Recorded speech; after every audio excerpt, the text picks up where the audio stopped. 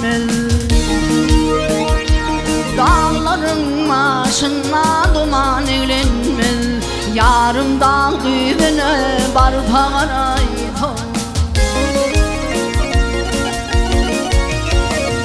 Adam oğlu şu mölüme bağlanmalı. Yarım edrayına gül tegaraydı.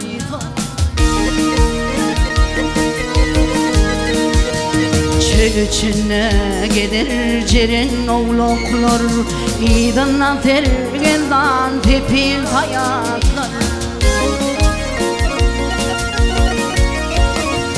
Su yüzüne çıkar düğde balıklar. Yarın su düğüne gül tegaraydı.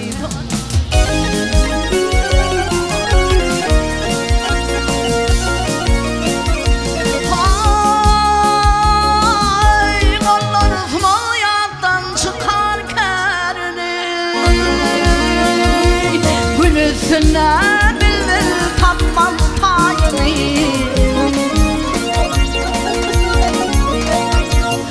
Aylar güller yola gövher kendini. Egeni yarım mahman paltım garaydı.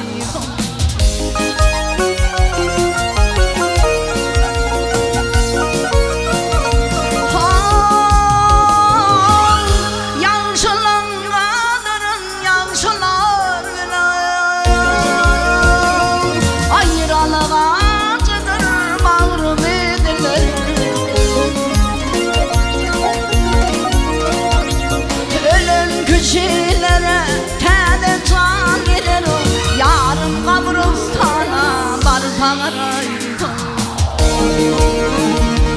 Ne tettin aşkında oğlum divana. Yarın kabul kılarlığım bana. Belki seni